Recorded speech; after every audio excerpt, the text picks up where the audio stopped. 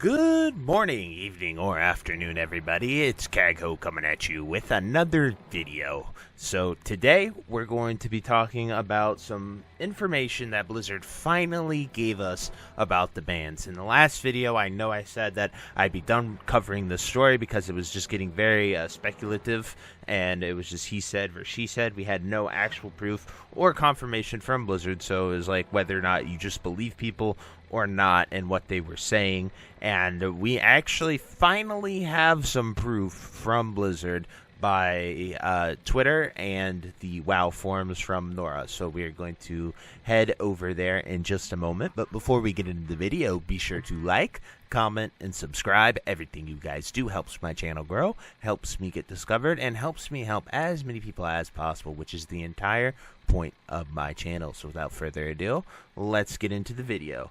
So we are going to switch it right over here to the forums just to give you guys the general story that was posted.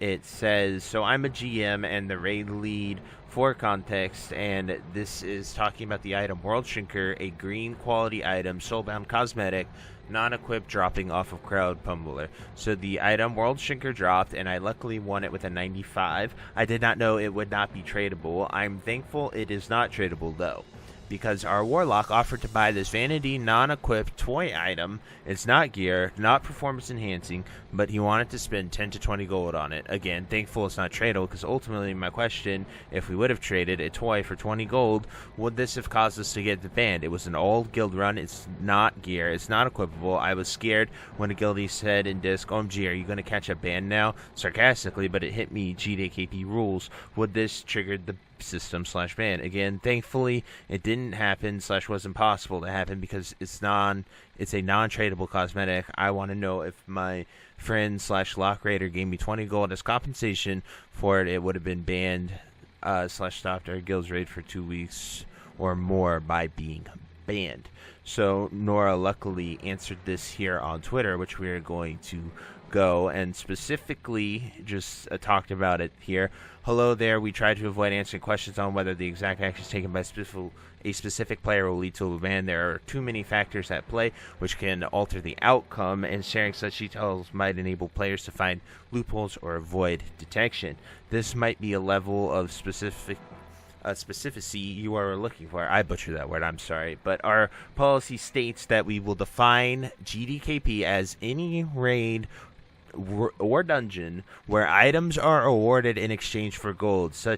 As such, please continue to avoid awarding items in exchange for gold in your raid or dungeon runs.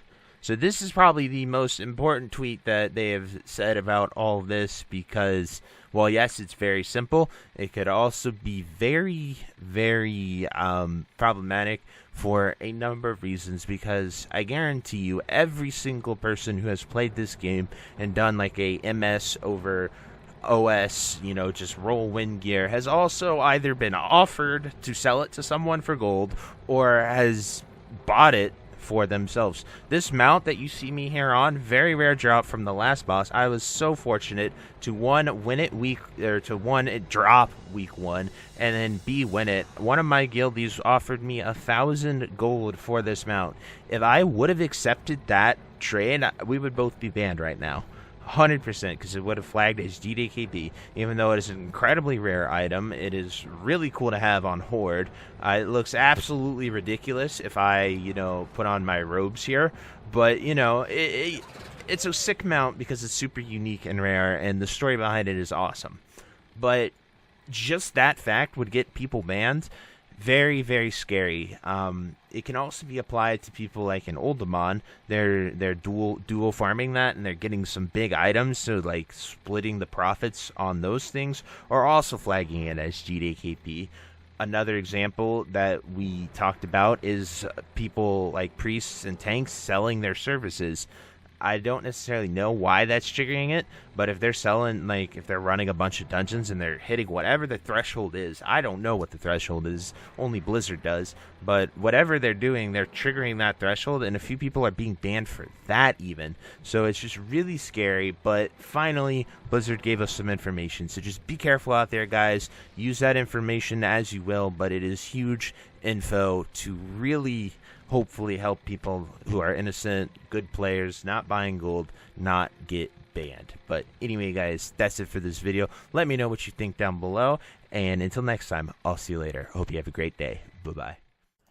If you made it to the end of this video, thank you so much for watching. It truly means a lot to me. If you happen to find anyone that you know would also benefit from watching this video, please share it with them. It helps me out a ton and allows me to keep doing what I love every single day, and that is gaming and sort of helping people any way that I can. So finally, thank you so much, and I hope you have a fantastic day. Goodbye.